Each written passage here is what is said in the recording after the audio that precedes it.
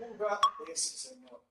Así que no juzguéis nada antes del tiempo, hasta que venga el Señor, el cual aclarará también los oculto de las tinieblas, que manifestará las intenciones de los corazones, y entonces cada uno recibirá su alabanza de Dios.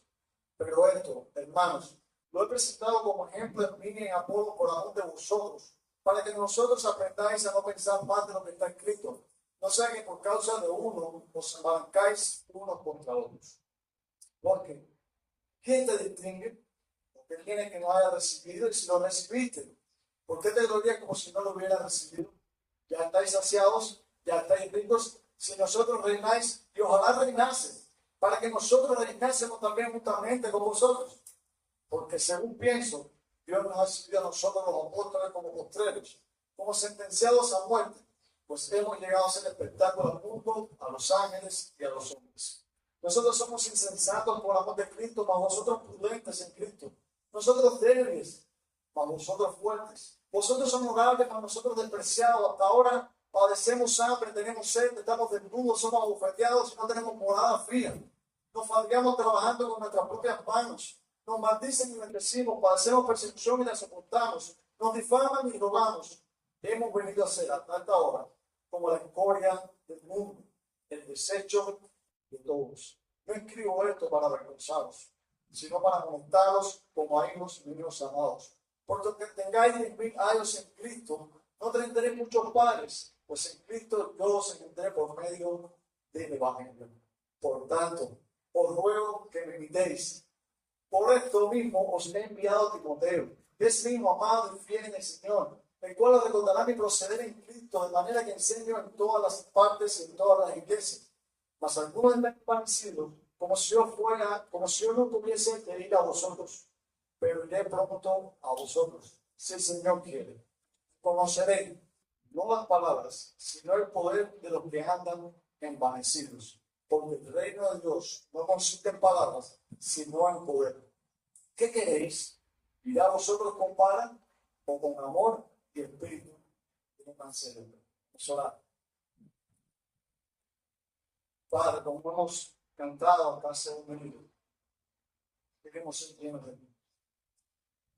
Señor, abre nuestros ojos, ilumina nuestras mentes. Ayúdanos, Señor, a conocer la verdad de tu palabra. Sé como el compositor, guíalo a través del Espíritu Santo, para que haga que tenga claridad las verdades que quiere que tu iglesia conozca. En nombre de Jesús. Hermano, quiero comenzar haciendo alguna pregunta. La pregunta es la siguiente: ¿qué es la vida? ¿Qué es la vida? Para algunos es una de las virtudes más hermosas que se pueden ver en una persona. Para otros que no la consideran, es una expresión de debilidad. Ya que tenemos estas dos ideas, quisiera volver a hacer la pregunta: ¿qué es la vida? Yo creo que todos los creyentes en algún momento de nuestra vida nos hacemos esta pregunta. Quizás lo hacemos porque cuando leemos la palabra de Dios muchas veces nos damos cuenta que hay muchos textos en la Escritura que hablan acerca de la piedad. Como ejemplo de esto tenemos a un amigo de Job que le dio a Job el juicio y el castigo no viene por causa de la piedad. Es decir, si vive piadosamente, no hay razón Job para que sea castigado. El profeta Moses en su libro dice que aquel que aborrece mal, hace bien, establece la justicia, Jehová de los ejércitos lo tendrá o lo tratará con piedad. Pablo en el Nuevo Testamento nos dice que las mujeres que profesan piedad hacen buenas obras. Y le dice a su hijo en la fe, Timoteo, ejercítate para la piedad. Apóstol Pedro en una de sus cartas, especialmente la segunda, le dice a los creyentes a quien está escribiendo que agreguen a su vida esta virtud, que procuren crecer en la piedad. Y aunque tenemos todos estos textos y otros muchos más en las Escrituras, quiero volver a preguntarles: ¿qué es la piedad? ¿Qué es la piedad, mis hermanos? Es una virtud agradable a los ojos de Dios, en la cual nosotros los cristianos debemos ejercitarnos y crecer para mantener nuestras actitudes y conductas correctas delante de Dios. Eso es piedad. piedad, una definición que sea un poco vulgar. Pero una de las cosas que podemos ver es que la piedad hace bien a la vida del creyente. Y no solo a la vida del creyente, sino también a aquellos que rodean a los creyentes que se caminan o se conducen en piedad. Y si hace bien a aquellos que nos rodean, ya sea en nuestro hogar, en nuestro trabajo, en nuestras escuelas, ¿cuánto más bien nos hará los que estamos en nuestra iglesia? ¿Te has imaginado, te has puesto a pensar cuántos problemas nos evitaríamos dentro de la iglesia si cada día tú y yo fuéramos más piadosos? Y esto es al parecer lo que Pablo está sugiriendo a los creyentes en la iglesia de Corinto. Porque no podemos olvidar que Pablo está tratando aún en el capítulo 4 el problema de la división en esta iglesia. Pero en esta porción Pablo lo va a abordar desde otro ángulo. Lo que Pablo al parecer le quiere decir a los corintios y también a nosotros hoy a través de este capítulo 4 es que imitar la piedad favorece la unidad de la iglesia. Imitar la piedad, mis hermanos, favorece la unidad de la iglesia. Por supuesto, esta sencilla verdad ya de antemano nos está direccionando hacia un lugar. Está diciendo que imitar la piedad es algo favorable. Nosotros los creyentes sabemos a la luz de las escrituras que a medida que nosotros crecemos en el conocimiento de la palabra de Dios y ponemos a la vez en práctica lo que Dios nos va iluminando, nos va ayudando a entender su palabra, nosotros vamos creciendo en la piedad. Pero imitar la conducta de hombres de Dios, aquellos a quienes podemos catalogar sinceramente como hombres y mujeres piadosos, también nos ayuda a nosotros a crecer en piedad. Ahora bien, ¿por qué creemos que limitar la piedad de los hombres y mujeres de Dios en la Biblia favorece la unidad de la iglesia? Porque como vamos a ver en los primeros 7 versículos de este pasaje, nos ayuda a no juzgar apresuradamente. Si algo que nos ayuda a limitar la piedad en otro es que nos ayuda a no hacer juicios apresuradamente. A través de todos estos primeros 4 capítulos, Pablo le ha mostrado a la iglesia, a los corintios, que ellos tienen un problema grave. Ya tienen que erradicar, que no solo que la división. Ellos han elegido a un líder por encima de otro, prefieren un líder más que otro, se están dividiendo entre ellos mismos. Pablo, a través de su palabra, en los primeros 4 capítulos, está excavando y sacando a la luz la raíz de este problema. Y es que los creyentes en la iglesia de Corinto se están dejando guiar por la sabiduría de este mundo, la cual los está llevando a ellos a ser selectivos entre los líderes, a preferir a un pastor, a un líder, a un apóstol, a un profeta por encima de otro. Esto, por supuesto, estaba provocando en ellos un problema de división. Ellos se dejaban guiar por la sabiduría de este mundo, estaba provocando, mi hermano, que esta iglesia se dividiera dentro de ellos. Pero ahora en este pasaje, Pablo toma el sincero partido de la batalla. Siendo inspirado por el Espíritu Santo, Pablo le da un mayor acabado a la imagen de un pastor o de un líder de la iglesia.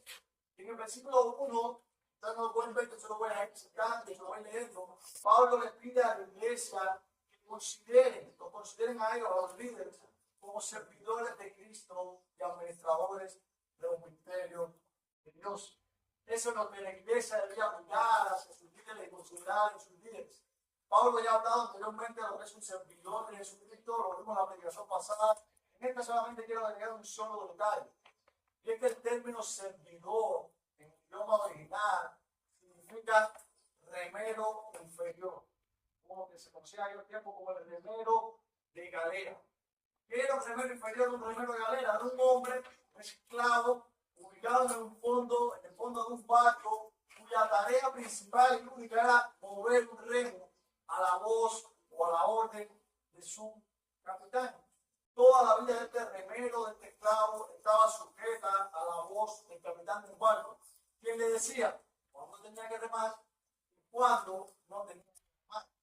En otras palabras, mis hermanos, los pastores, los líderes de la iglesia, somos meros servidores de Cristo, quienes carecemos de autoridad propia, nos contamos con la autoridad de Jesús, pero cada vez solamente estamos sujetos al mandato y a la voz de Jesús.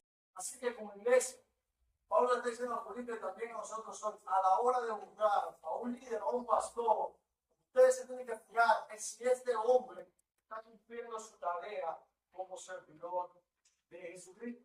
Pero Pablo no deja la imagen del servidor de Cristo, del pastor, del líder de ahí. Pablo también habla de que ellos son administradores de los misterios de Dios.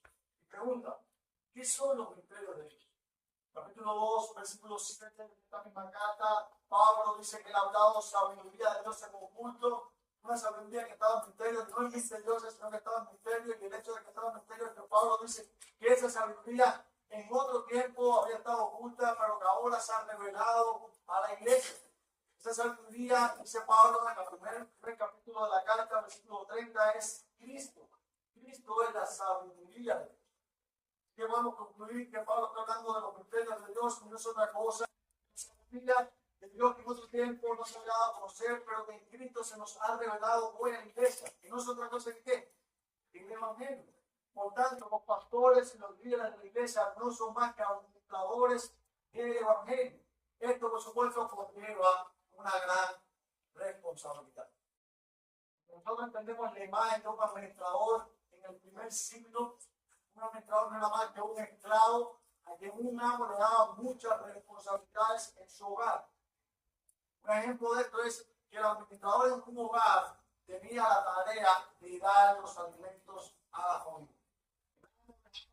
La despensa llena, los administradores tenían que dar esos alimentos a los miembros de la familia, debían dosificarlos según la porción que podía comer cada cual. A los adultos un alimento, a los niños, a los más pequeños otro alimento, a los esclavos otros alimentos. Entonces, de esta imagen del administrador de los misterios de Dios podemos aprender varias cosas.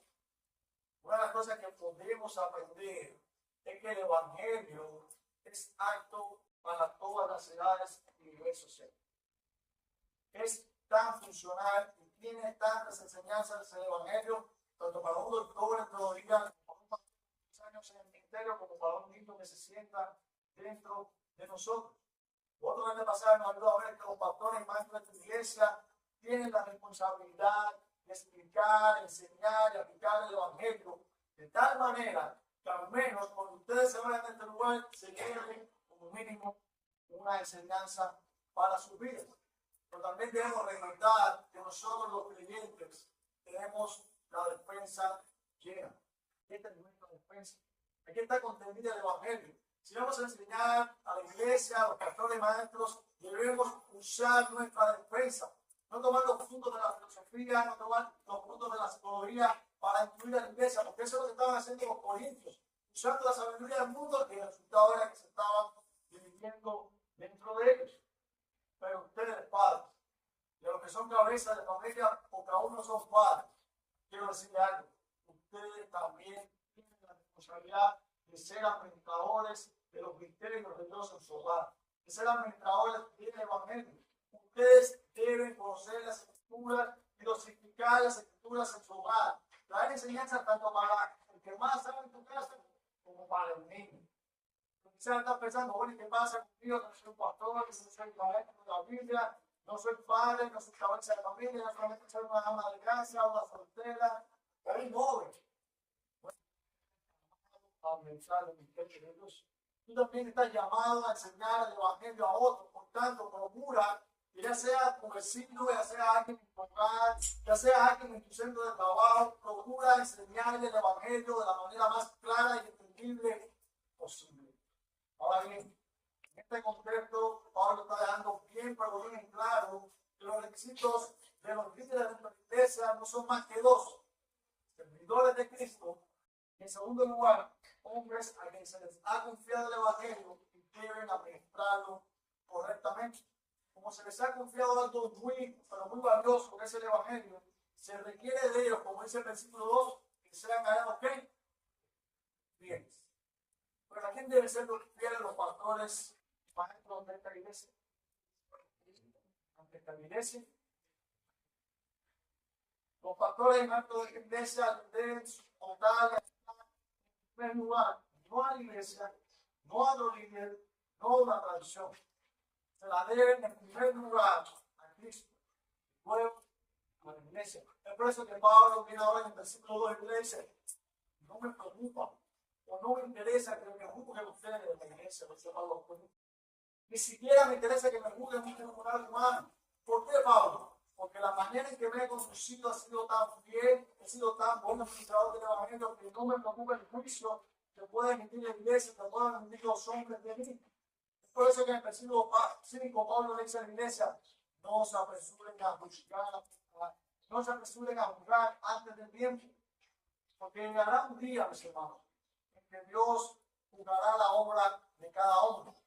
Su omnisciencia, Dios conoce lo que hacemos, pero también conoce la motivación por lo que lo hacemos. No hay nada oculto sobre Dios. Que muchos de nosotros podamos hacer buenas obras, obras sinceras, obras genuinas para la iglesia, el día final revelará cuál fue la motivación. Y si hicimos para la gloria de Dios, dice de pasar que recibiremos su alabanza.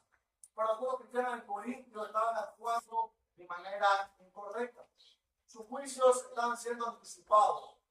Estaban catalogando a un líder como superior a otro cuando Pablo le llama que lo vean como servidores y administradores de los misterios de Dios. Ellos le estaban suponiendo un líder por encima de otro. Ya es bastante malo llevar un líder que ofrece la fidelidad a ese líder que solo se le lleva dos, pero también es muy negativo poner a un líder o rebajar a un líder y estimar a uno más que al otro. Así que los corintios debían juzgar correctamente y no apresuradamente, para que no continuaran en el error en que estaban y no continuaran viviendo el tiempo. Pero es bueno aclarar aquí, mis hermanos, una herejía que sale cuando se tuerce este pasaje de las Escrituras. Pablo no le está diciendo a la iglesia de Corintios que no juzguen. Pablo le está diciendo a la iglesia de Corintios que no juzguen antes del tiempo, o que no juzguen apresuradamente. Y esto se puede demostrar cuando nosotros llegamos al capítulo 5. En la iglesia de los Corintios, en el capítulo 5, tenemos un problema también. Es más problemática. En el capítulo 5 se dice que tenemos un problema con un caso de inmoralidad dentro de la iglesia. En este momento tenían que haber buscado ya ese caso, pero se habían demorado. Estaban muy pronto a buscar, por otro lado eran muy lentos. Y Pablo le dice, busquen ese caso de inmoralidad dentro de la iglesia y expúlsenlo de entre ustedes. En la escritura vemos una y otra vez este mandato, buscar esta prohibición para buscar. El Señor Jesucristo nos dice en una oración, no busquéis, ¿para qué? Para que no seáis juzgados. Pero después nos dice, no busquéis en una apariencia, sino buscar con justo juicio. Vemos una y otra vez esta tensión en las escrituras respecto al juicio que yo como creyente podemos emitir o no. Y es muy fácil perder el equilibrio que se debe mantener entre no juzgar, o no sabemos cuándo juzgar y sí sabemos cuándo juzgar. Pero creo prudente para mantener este equilibrio, hacer necesario que la escritura nos dice con respecto a aquellos que no deben juzgar. En la Biblia, la prohibición del juicio tiene en mente personas que se creen justas y que defienden su territorio. Casi siempre estas personas son prontas a emitir juicio, porque son legalistas, porque se creen que siempre tienen la respuesta adecuada, o porque quieren promover su idea, su grupo, los seguidores que tienen. Y los corintios estaban actuando de esta manera. Estaban emitiendo un juicio incorrecto contra algunos líderes de la iglesia porque buscaban elevar sus líderes. Buscaban hacer resaltar el grupo que ellos pertenecían. Y esto estaba provocando división dentro de la iglesia. Por eso, iglesia, que a la hora de emitir un juicio, a la hora de juzgar a un líder, a la hora de juzgar a un pastor, considere lo que la Biblia dice. Ese hombre es quien es un servidor de Dios, es un administrador de los misterios de Dios. Debemos estos calificativos a la hora de juzgar. Mis hermanos, nunca emitamos un juicio basado en el éxito del pastor. Nunca emitamos un juicio basado en los ministerios que habla un pastor o líder de una iglesia.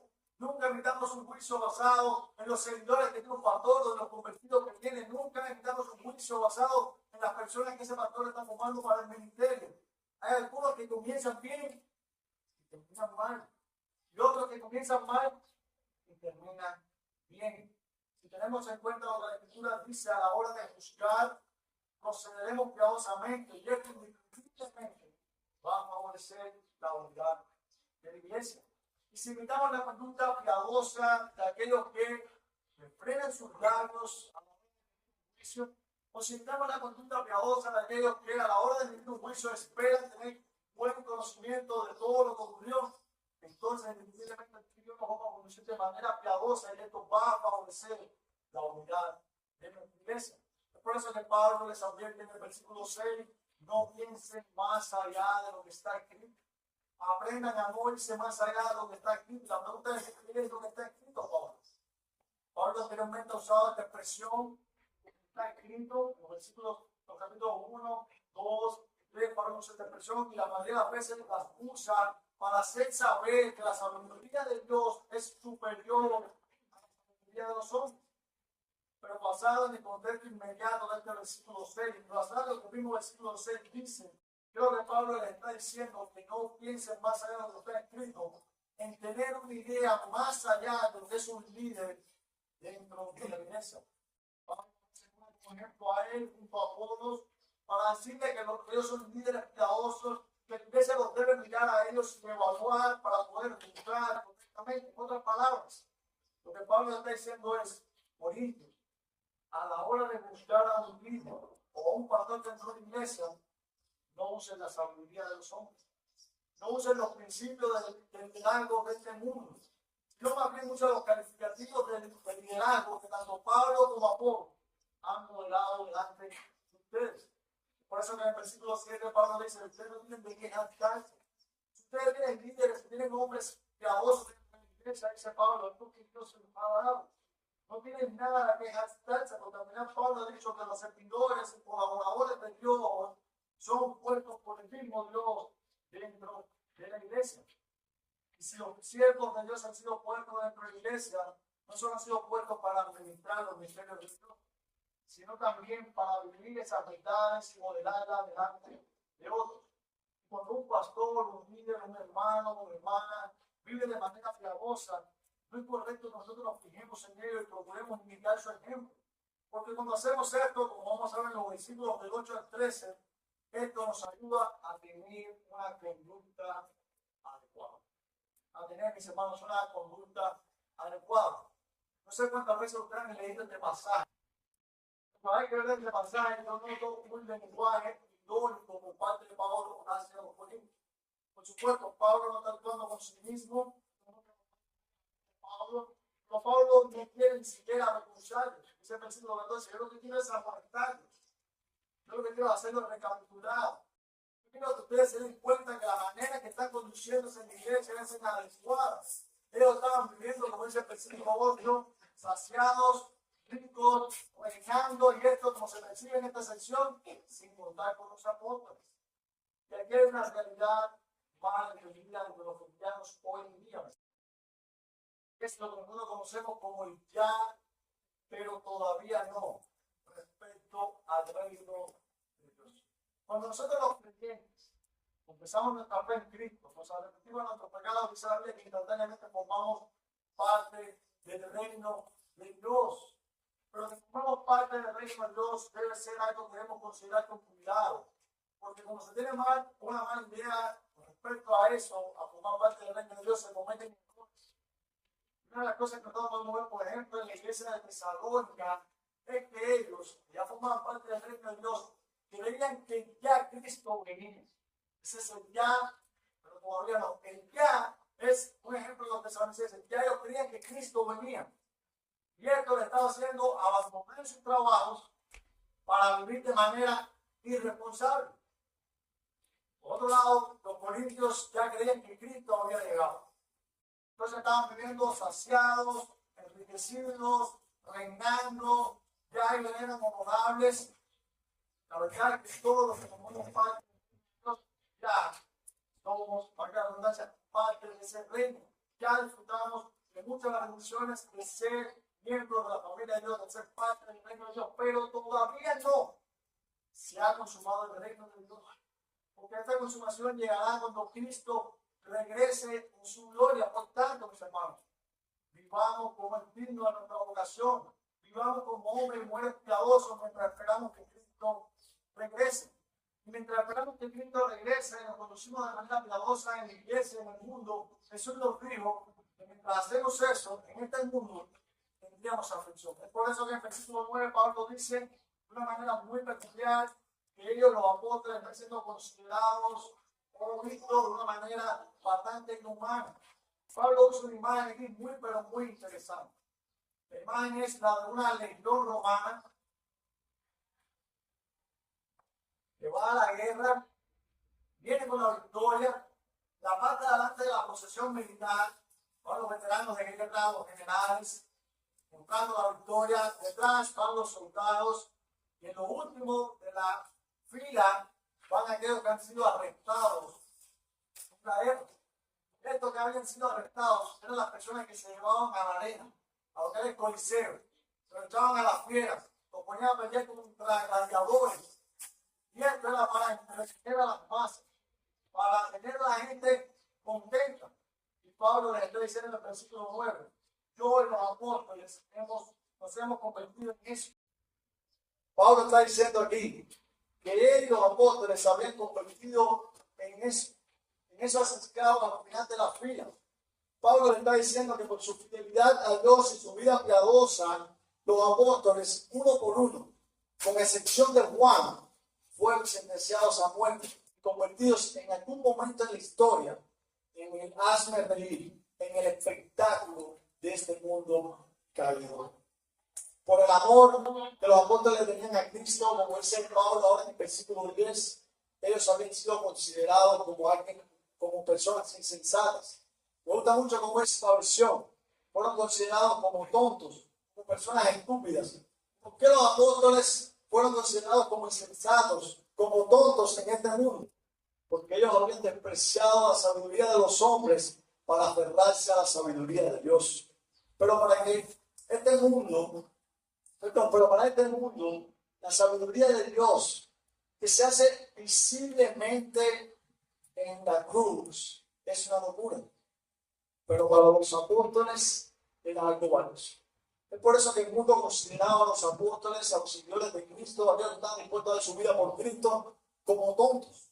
Por aferrarse a la cruz, que para el mundo es una locura, los apóstoles estaban siendo débiles y menospreciados.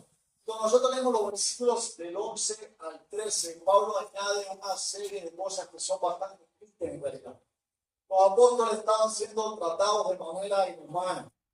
Estaban siendo vistos como alguien despreciable. Dice Pablo en el versículo 11, estaban siendo considerados como la escoria del mundo. Pablo, por supuesto, no quiere con estas palabras ni a los corintios ni a nosotros enseñarnos hoy que la vida cristiana es miserable. Esa no es la intención de Pablo, ese no es el punto a mencionar cómo estaban siendo tratados ellos, los apóstoles en medio de este mundo caído. Tampoco Pablo con estas palabras estaba haciendo alarde de lo que él había sufrido por causa de Cristo. Ni siquiera tampoco estaba animando a los creyentes a salir para este mundo a buscar sufrimientos. Pero Pablo se estaba diciendo algo. Una vida guiada por la palabra de la cruz, por las verdades del Evangelio, no es una vida miserable. En verdad no lo es, mis hermanos. Más bien lo que Pablo va a hacer aquí es un contraste entre la vida de los apóstoles y la vida de los corintios.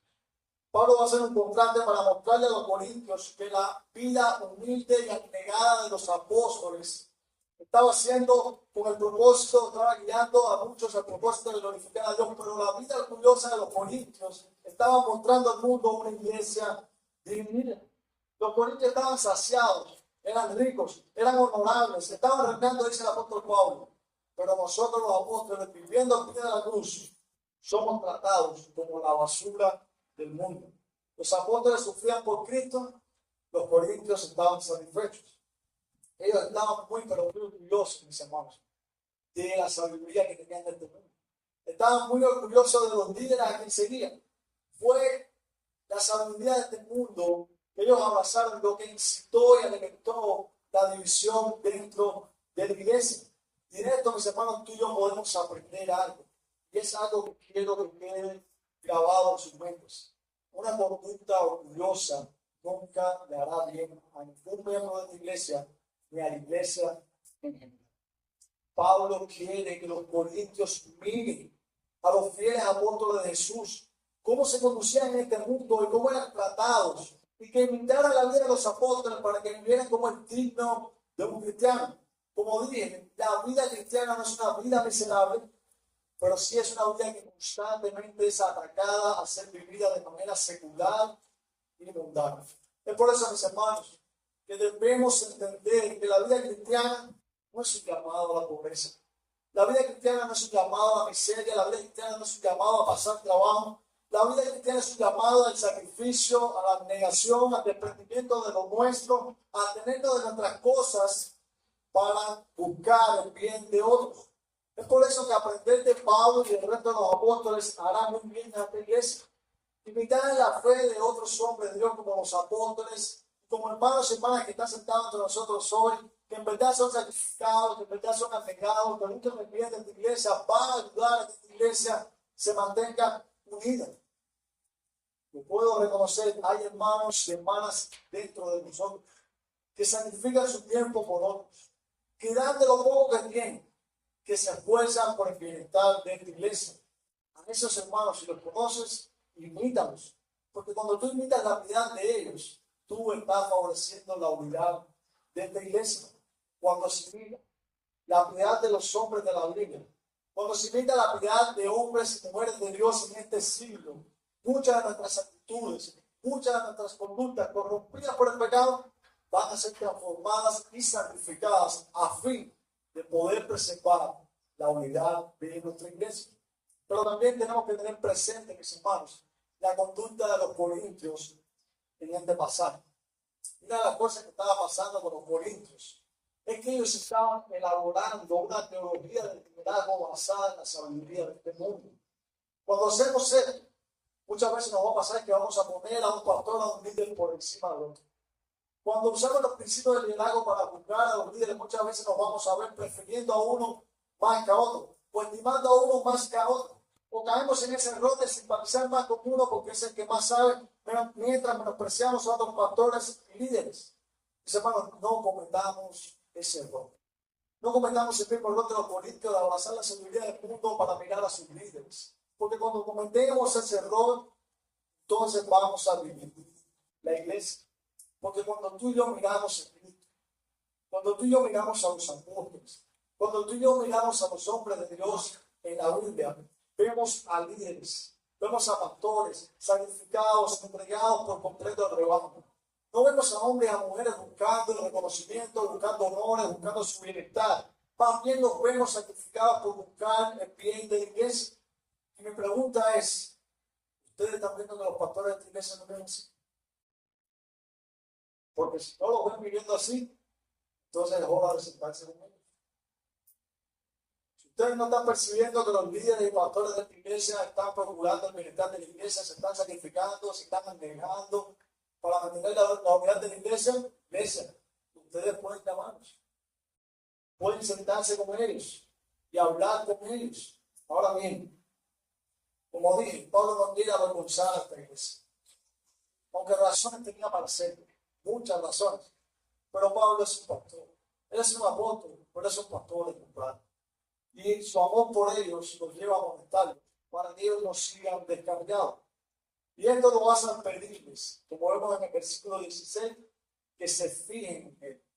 Porque Pablo sabe, como nosotros también hoy, que si imitamos la piedad de otros, como vamos a ver en los versículos de 14 al 21, esto nos va a ayudar a crecer. Nos va a ayudar, mis hermanos, a crecer. Como dije en el versículo 14, lo ratifica. Pablo no quiere avergonzar a la iglesia.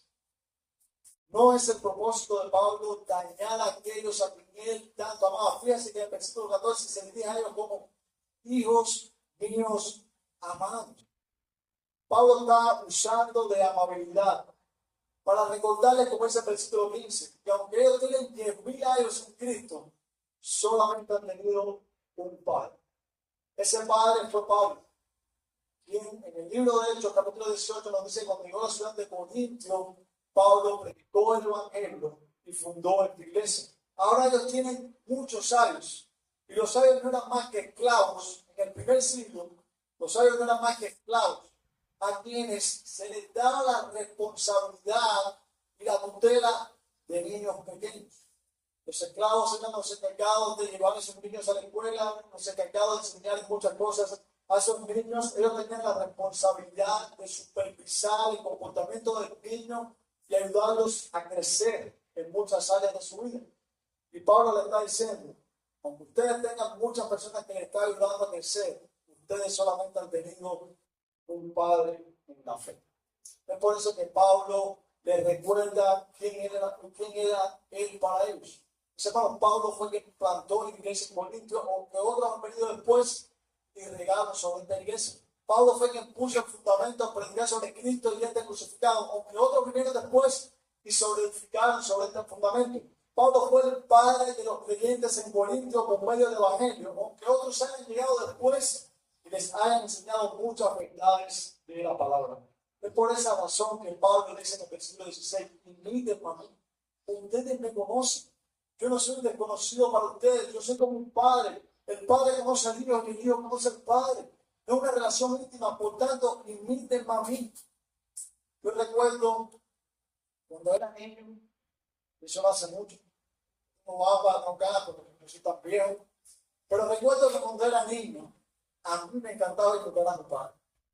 Y una de las cosas que yo hacía forma de broma era que cuando llamaban a mi casa había un teléfono fijo. Cuando llamaban a mi casa yo corría, pasé el primer por el teléfono. Y una de las cosas que hacía era imitar la voz de mi papá. Y a veces pasaba que a mitad de mi papá de la universidad comenzaban a contarme los problemas de la escuela, y los asuntos que había que resolver y demás. Cuando llevaba 2 minutos ya no podía aguantar más, me explotaba a reír y decía, espera, estás hablando con el hijo, no con el padre. Y esto era algo que a mí me gustaba, porque me gustaba imitar a mi mamá aún en la manera en que hablaba. Me gustaba imitarlo como se sentaba a ver el televisor.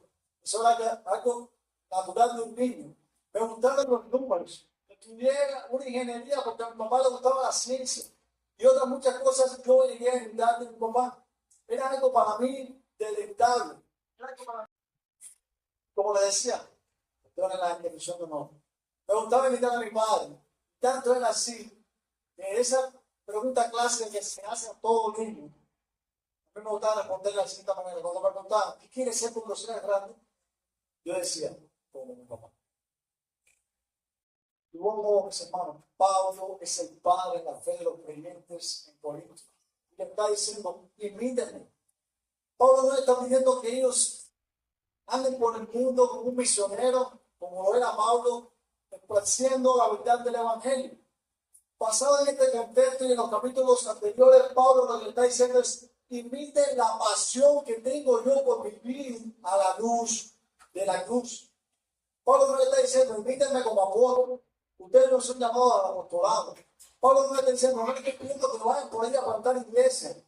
Pablo quiere que los corintios y nosotros hoy en este siglo XXI imitemos la piedad del apóstol, que no es otra cosa que imitar sus valores, su actitud frente a este mundo caído, imitar sus prioridades, imitar la exclusividad de Pablo en la centralidad de la cruz de Cristo, porque la vida de Pablo giraba alrededor de la cruz de Cristo. Pero qué lejos está en nuestros días ver a cristianos hoy procurando imitar a los hombres y a las mujeres de Dios. Conocemos sobre sus vidas, conocemos su conducta, conocemos sobre su relación y la dependencia de ellos a Dios. De algunos de esos hombres y de mujeres de la Biblia, nosotros llegamos a conocer aún sus fallas, llegamos a conocer cómo Dios les restauró, llegamos a conocer sus valores, sus principios, sus actitudes en este mundo, pero qué poco nos estamos esforzando en imitarlos. ¿Eres tú de esos? ¿Eres tú de aquellos que tienen un conocimiento de las Escrituras, de cómo vivieron los hombres de Dios, pero que no lo llevan a la práctica? Al conocer la vida de Pablo, mis hermanos, al conocer lo que la Biblia nos enseña en el libro de los Hechos del apóstol Pablo, conocer los detalles que Pablo da en las mismas cartas, ¿cuántos de ustedes no se sienten retados a vivir la vida cada vez más penosa? ¿Cuánto no nos enseña Pablo de lo que es el amor por otros? ¿Cuánto no nos enseña Pablo de lo que es sacrificarnos por otros? ¿Cuánto no nos enseña Pablo de lo que es un líder abnegado y entregado por el bien de una iglesia? ¿Cuánto no nos enseña Pablo de lo que es buscar el bien del otro aunque tenga que sacrificarnos? ¿Cuánto no nos enseña Pablo de vivir una vida cuyo eje central es el Evangelio de Jesucristo y su gloria y no mi propia gloria? Mis hermanos, si no estamos creciendo en edad, es porque no estamos imitando la vida de otros hombres piadosos como Pablo. Pero como Pablo sabe que en una pequeña carta no puede decirle todo lo que quiere a los corintios, dice el versículo 17 que les envía a Timoteo. Timoteo es alguien que Pablo cataloga como un hijo amado, un fiel servidor del Señor. Timoteo tenía la tarea de recordarle la manera en que Pablo se conducía como siervo de Dios en todas las iglesias de Jesucristo. Timoteo iba a llegar a la iglesia de Corinto, iba a recordar la manera en que Pablo vivía las enseñanzas que él mismo transmitía a la iglesia. De aquí nosotros tenemos algo que aprender, mis hermanos. Una de ellas, otra de esas enseñanzas que tenemos que aprender hoy, es que Timoteo no iba solo a enseñarle a la iglesia de los Corintios donde Pablo decía, sino también la manera en que Pablo vivía. El cristianismo bíblico implica tanto la teoría como la práctica, tanto la creencia como el comportamiento, tanto la ortodoxia como la conducta. Esas dos cosas van juntas y de la mano. Cuando nosotros analizamos los primeros 4 capítulos de la carta a los Corintios, nosotros podemos darnos cuenta que uno de los mayores problemas de los Corintios no es la falta de conocimiento, sino falta de piedad. Yo creo que los corintios defenderían con uñas y dientes la realidad de que Cristo murió por ellos y resucitó al tercer día. Pero ellos no habían llegado a entender, en cierta medida, de que ese hecho histórico, real y espiritual no solo los había salvado, sino también los transformaba y moldeaba su manera de vivir. Así que, maestros, pastores de esta iglesia, debemos enseñar el Evangelio con nuestras palabras, pero también ejemplificar con nuestras vidas cómo esas enseñanzas nos han transformado a nosotros. Los pastores, los maestros de la iglesia, los consejeros, aquellos que discipulan a otros, debemos enseñar y modelar el Evangelio. Debemos enseñar y modelar lo que significa credo y conducta, cruz y ética, verdad bíblica y vida piadosa. En otras palabras, debemos vivir lo que enseñamos a otros. De igual manera quiero exhortar a la iglesia a que imites, y esto suena duro, pero a que imites tus pastores. Y no porque lo digo yo. Yo no soy nadie para decirme que lo imiten. Pero que lo digo porque la Escritura lo dice. Dice la Escritura, acordaos de vuestros pastores, que os hablaron la palabra de Dios. Considerad cuál haya sido el resultado de su conducta e imitad su fe. Imiten de sus pastores lo que ven de Cristo. No todo, lo que ven de Cristo. Pero Pablo sabe que muchas veces nosotros no somos dóciles a la corrección. A veces señalando nuestro pecado, apuntando nuestra falta, nosotros no queremos corregirla. Es por eso que Pablo les dice a partir del versículo 17 en adelante que cuando vuelva a visitarlos, él se la va a ver cara a cara con unos charlatanes que hay dentro de la iglesia. Lo están haciendo adelante de palabrería, pero que carecen de poder. Estos charlatanes, como dice el versículo 19, tienen su retórica, tienen su elocuencia, tienen su verborrea, pero son personas carentes de poder, del poder que proviene del Evangelio. Es por eso que el reino de Dios consiste en poder. Porque cuando Cristo, dice Pablo en el capítulo 1, que es poder de Dios, llega a la vida de una persona, Cristo reina sobre la vida de esa persona y transforma sus actitudes y conductas. Pero estos charlatanes, al parecer estaban hablando mucho, pero viviendo poco. Así que Pablo les da la opción: escojan, o cómo voy a ustedes, o con espada para corregirlos, o con amor y mansedumbre. Mis hermanos, hemos estado viendo todos estos primeros 4 capítulos de la carta a los Corintios. Con esto concluyo. Una de las cosas que podemos ver en esta carta, bueno, en estos 4 versículos, es que la división es como un cáncer. Puede matarte lentamente, o puede hacer metástasis y matarte en pocos días. Si nos damos el lujo de abrirle la puerta, aunque sea un poquito nada más, a la división de nuestra iglesia, daremos mucho daño al cuerpo de Cristo. Pero no olvidemos lo que hemos visto hasta ahora. Abrazar la sabiduría de este mundo, poniendo la sabiduría de Dios a un lado, y procurar con esa sabiduría incluir a la iglesia, como vimos en el capítulo 1 y 2. seguir a un líder anticristo, como vimos en el capítulo 3, eso va a ser un gran incentivo a la división dentro de la iglesia.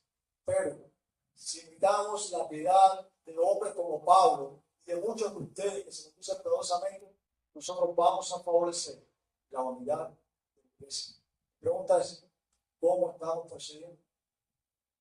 Hagamos todo lo que sea bíblico para procurar el bienestar y la unidad de nuestra iglesia. Señor, gracias por este tiempo, Señor. A pesar de las introducciones, gracias porque, Señor, tú nos hablas, tú nos confrontas, tú nos alientas, tú nos redarguyes, Señor. Padre, ayúdanos a tener presente siempre el bienestar de tu iglesia, la unidad del cuerpo de Cristo. Y ayúdanos a hacer todo lo que sea bíblico para poder, Señor, actuar como tu palabra demanda. Y para que la iglesia, Señor, como un cuerpo, se sienta bien, se sienta bien. Oramos en el nombre de Jesús.